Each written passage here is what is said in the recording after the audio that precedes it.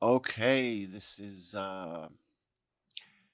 Jason, or you could call me Gwen. Today we're going to look at IELTS Part 1. This is Lesson 7. So, hello. All right, so we're looking at Part 1 today. Really quickly, let's do some review. What are your interrogatives?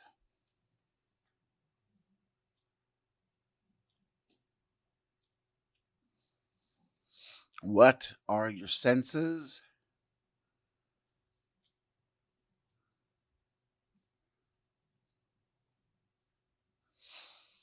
And what are your three primary emotions?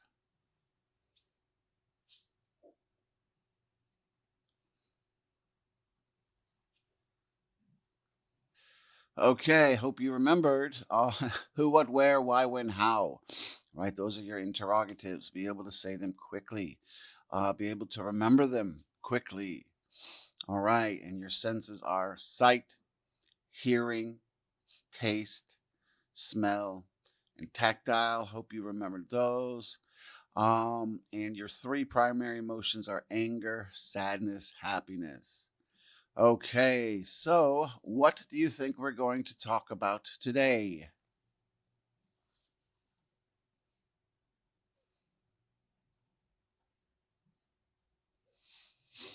And why do you think we will spend less time talking about part one than we did talking about part two?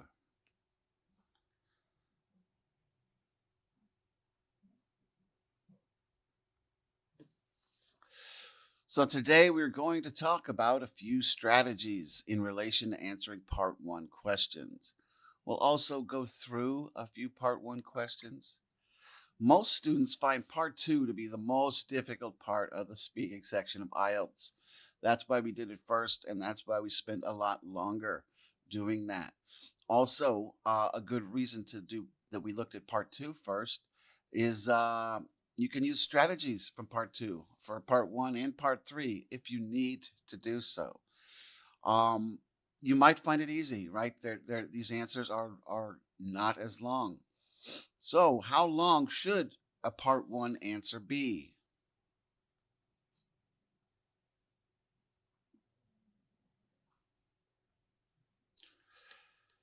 So, for part one, answer should be 3 to 4 good, solid sentences. The whole section will probably last 4 to 5 minutes. The examiner will ask you up to 12 questions, but if you give a good, solid 4 to 5 sentence answer, it won't be a whole 12 questions. And you don't want it to be a 12 questions. And if you answer well, you usually won't get the full questions. And another question for you: will making a good impression get you a higher score?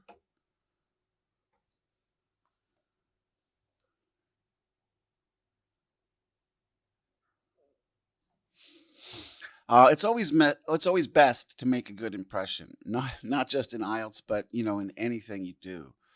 Technically, they shouldn't judge you on the impression you made, but only your English.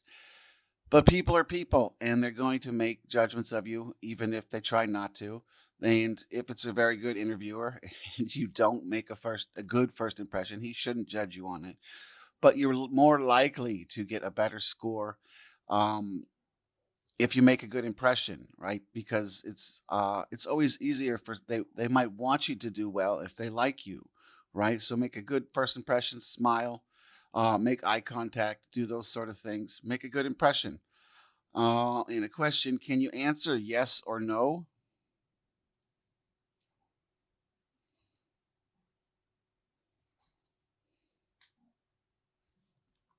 So some of your questions might be yes or no questions, right? And you could start with a yes or no. However, make sure that you give more information after that. Don't just say yes or no, right? Extend your answer. So they might very well ask you a non interrogative question where you could answer yes or no. But of course, don't just answer yes or no. You could start with a yes or no. Okay, is it okay to go off topic in part one?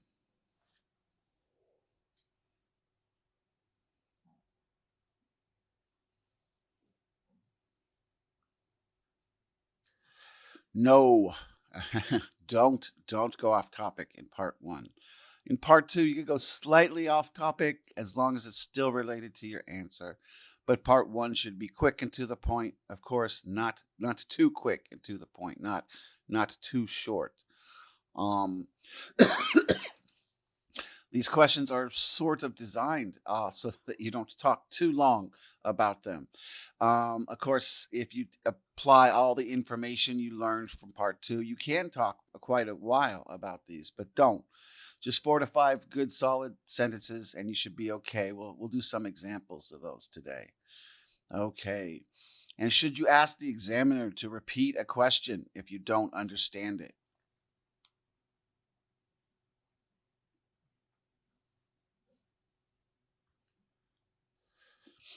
Yes, yes. If you don't understand the question, right, don't guess at what the examiner is saying.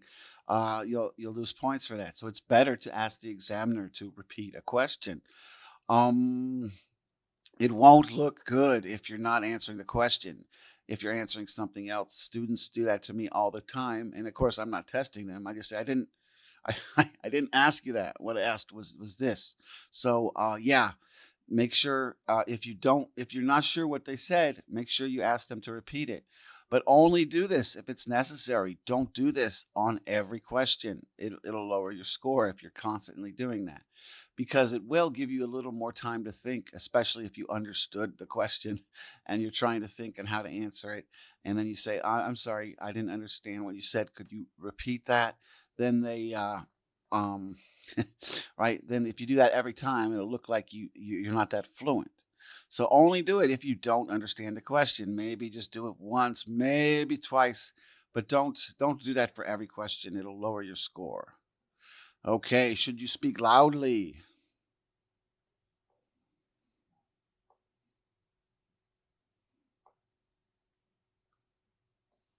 Yes, yes.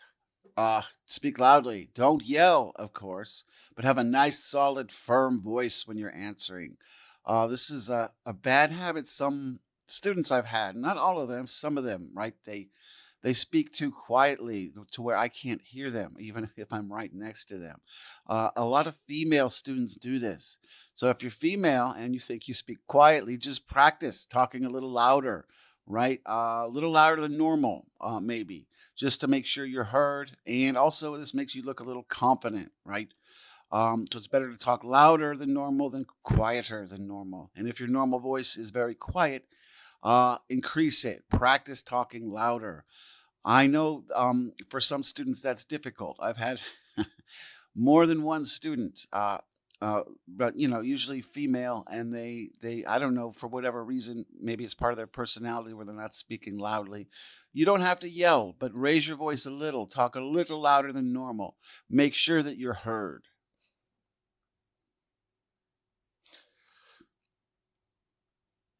So there aren't a lot of strategies to prepare for part 1. The best way really to prepare is just jump right into it, which so we're going to do some practice today. And remember, on your own, do a lot of practice, practice, practice, practice. And something you might want to do is record yourself and listen to it. That'll help you see how well you're answering it, how fluently you're answering it. Just practice a lot. Now, recording yourself might not help you realize if you're talking too quietly. So you could always just practice with someone else. Ask them, "Can you hear me very well? Should I speak up?" So obviously, part 1 happens first.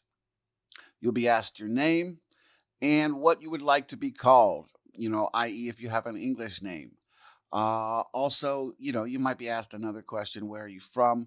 You will show your ID to the interviewer. After you show your ID, consider part 1 to be started. Consider it started. And so the first couple questions before you show your ID, right? What's your name? You can say, "My name's Joe." Um, don't feel like you need to do 3 or 4 sentences for that. But once you show your ID, you sat down, they should tell you that the test is starting. But if they don't, once you've shown your ID and you're in there sitting down and they start asking you questions, part 1 is started. Um, But before that, right, if they say, what's your name? You don't have to say, my name is Joe, and then try try to think of 3 or 4 other sentences. It's okay when you're first introducing yourself just to give a quick answer to get started. But once you've shown your ID and they've looked at it and the questions have started, then you're going to consider the test started and you're going to be answering longer answers. Okay, so we've got some part one questions here. We're not going to go through all of them. I gave a lot of them so you could go through on your own. Let's look at all these questions. What do you usually do in your flat? What room does your family spend most of the time in? Can you describe the place where you live? What's the difference between where you are living now and where you have lived in the past? Do you plan to live there for a long time? How long have you lived there? What part of your home do you like the most? Please describe the room you live in. Do you prefer living in a house or a flat? Are the transport facilities to your home very good? What kind of house or flat do you want to live in the future? Some of these might be a little repetitive, right? So they won't ask you all of these questions. They'll maybe ask you a couple of them.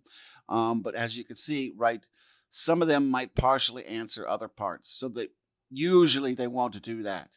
So that's one of the reasons we're also not going through all of them. But we'll only go through 2 in this section, and then you can prepare the others, try to practice the others on your own. Because these are all relatively common questions for part 1. Okay, what do you usually do in your flat? That'll be our question. A bad answer, right? I usually sleep, eat, watch TV. That's too short, right? That's not long enough. Good answer. Like anyone, I do a lot of things in my flat. Most people spend 8 hours a day sleeping, so I do that, of course. I don't always eat at home, but I would say that I have most of my meals in my flat as I like to cook. I really enjoy watching TV, and I do that at home when I have free time. Right? Not too short, not too long. That's a good answer. This is not part 2. Don't make it too long. Also, also don't make it too short, right? Um, that's a good answer right there. So if you're practicing answering, see, I don't know. This is different sizes, but this is a good solid answer right here. Not too short, not too long. It's hard to practice this. Don't have all your sentences be too short, right? You wouldn't say, what do you usually home? I sleep, I eat, I also like to watch TV. That's a little short, right? So make it longer. Another question. Can you describe the place where you live? So a bad answer would be, yeah, I live in a small apartment in Shenzhen. Right? That's too short. All my bad answers will be too short. I I won't be giving a bad answer that's too long. But just remember not to make it so long. If you really for 1 or 2 of these want to do 5 or 6 sentences, maybe that's okay, but really try to keep it 3 or 4 solid, normal size sentences. So, good answer. Yes, I live in a big apartment building in the Fujian district of Shenzhen. The building is actually very new and modern looking, with sheer glass windows reflecting the light outside. My actual apartment is quite small and is only a studio with a small bathroom. It is quite expensive, but I really like the city and I enjoy living there. Right? Good solid answer. Not too short, not too long.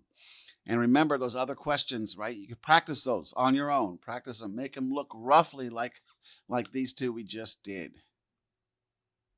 Okay, we've got some more questions here. We're only going to go through 2 of them so you can do the others on your own. These are about television programs. Again, right, these are all personal. They're going to ask you personal things about your life for part 1. Do you often watch programs on the TV or on your cell phone? What kind of TV programs do you like? Do you like watching the same kind of program all the time? Do you talk with your friends about the program you watched? So we'll be doing the first one here, okay? Do you often watch programs on the TV or on your cell phone? So bad answer. Yes, I likes to watch. I like to watch lots of TV. Right? Not too long. It's too short. Good answer. Yes, but I have never liked to watch videos on my phone as I think the screen is too small. I also don't watch programs as they air on television. Instead, I download the shows that I like onto my computer. Then I plug my computer into my big television. That way I can watch the programs whenever I want on a big screen. Okay, so yeah, remember part one, personal questions based on your life. So be prepared to talk about yourself. Okay, our next one here, right? What kind of TV programs do you like? Here's a bad answer. And all my bad answers are too short, right? Um, Not too often do I have students go too long on these. Normally, when we're practicing IELTS, they're giving answers that are a little too short. I like lots of different TV programs. My favorite is Game of Thrones. That might seem like a good answer, and for a normal conversation, it is, but we want a longer answer, right? So here's a good answer. Wow. There are many different television programs that I like. I like drama, horror, science fiction, fantasy, and even reality TV programs. My favorite reality TV is Survivor. However, my two favorite shows are either science fiction or fantasy. I really enjoy The Mandalorian, but my favorite show is Game of Thrones. Right? You have a lot of information there. It's not too long. It's a good answer. And you got a couple other questions about TV you could practice on your own. Okay, here we've got some more questions for part one. These are about the weekend. What do other people in your hometown usually do on weekends? That sounds almost like a something they'd ask for part three. What will you do next weekend? Did you do anything special last weekend? What do you usually do on weekends? All right, so the question we're looking at, what will you do next weekend? Bad answer. I don't know. Maybe go hiking. Right? Not a great answer. Good answer. That's interesting you should ask. I actually have a hiking trip planned with a few friends. It's not what I normally do on weekends, but we have planned this trip for a long time. It's a 2-day hike in the forest near my parents' house. We will hike in, stay the night camping in the wilderness, then hike out the next day. And another weekend question, what do you usually do on weekends? Bad answer. It's hard to say. I do many different things on weekends. Good answer. Well, I often do many different things on weekends. I sometimes make plans with friends, or I actually have to do some work or clean house. Some weekends I'm tired and lazy and I don't do much. However, most of the time, I end up going out to the bar with my friends on either Friday or Saturday night to talk and have a few drinks. Of course, you might say pub, right? If you do in British English. All right, so practice answering the other questions on your own. We got some more questions here about having a break. How often do you take a rest or have a break? What do you usually do when you are resting? Do you take a nap when you are taking your rest? How do you feel after taking a nap during your break? Right, those last two are are very close. They probably wouldn't ask you both of those during the same test. Okay, so here's the question we're looking at. How often do you take a rest or have a break? Here's our bad answer. I don't know. I guess I take a break every 2 hours. Right? Not very good. Not long enough. Also, stay away from I don't know answers unless there's something you really don't know. Then you can maybe say I don't know and then guess it's something. Okay. Our good answer. I guess the answer to that can vary. When I'm at work, I get a break every 2 hours. So there it is definitely 2 hours. When I'm doing work on my own, I like to get the job done. For example, when cleaning house, I like to finish before I take a break. If it's a very long task, then I'll usually take a break every 3 hours. Right? We're assuming here that they're talking about work, but you never know. We gave more information. We're still on topic. The other question we grabbed from that list: do you take a nap when you're taking your rest? That's that's not a very great that's not a very great way to ask that question. Some of these are a little strange, but I just grabbed it from the paper. What they probably would ask is, do you like to take naps? Something like that. Here's a bad answer. No, naps are bad. I can't sleep at night if I take a nap. Here's a good answer. No, I refuse to nap because I have trouble sleeping. If I take a nap during the day, then I will have problems falling asleep that night. At lunchtime in my office, most of my colleagues will nap, but I absolutely refuse to do so. My sleep at night is much more important to me. Okay, so you got a couple more questions. You could practice answering them on your own. Okay, there are different categories of part one questions you might be asked. They're all going to be personal. So remember, part one, they're going to ask you personal questions about yourself. I've given you some extra questions in certain categories here, and I'll give you a few more. We will practice again part one, but we'll also be practicing the other parts. So today's our big part one day. So I'll give you some more questions you could practice answering. These are just stuff you could look at and answer on your own. So they have this weird one about window view. What scenery can you see from the window of your home or your dorm? Do you like to watch the scenery from your window? Do you want to live in a house with beautiful window views? How do you feel when you can't see any beautiful view from your window? And then special costume section. Do you like to wear special costumes? Did you try any special costumes when you were young? When was your last time to wear special costumes? Do you ever buy special costumes? I I think for a lot of people, these would all be no. So you'd have to think of other things to say why you don't wear costumes. I know in China there's not really a Halloween, but I know some people, some of my students like cosplay, and they also might. I know a number of Chinese people might go to a bar or a pub on Halloween and maybe wear a costume, but not many. So I would guess most Chinese people aren't that interested in costumes, so you'd have to say no and explain why for these. All right, let's look at some of the stuff we talked about today. Do a little review here. So remember, you can use part two strategies for part one if you need to. You might not really need to. Answer should be 3 to 4 good sentences. Remember that, not very short sentences. Also, maybe not very long sentences. Always make a good impression. Remember to smile, right? Be friendly. Answer more than just yes or no. It's okay to start a question with yes or no, but don't just answer yes or no. Do not go off topic for part one. Remember, you can ask an examiner to repeat a question, but don't do it too often. And don't speak too quietly. You could practice that part. Okay, here's your homework. Practice all the extra questions on your own. You could probably find more online if you want to practice those, but try to, before the next lesson, at least practice all the extra questions on your own. Make sure you have good answers for them also. And again, as always, practice, practice, practice. Also, make sure you know your interrogatives. I don't have that as homework because I'm hoping by now you know your interrogatives. Make sure you know them though. Okay, next time we're going to look at part three. We're getting near done. Next time will be lesson 8. We're going to look at part 3 questions, a couple strategies for that. Very similar to this one.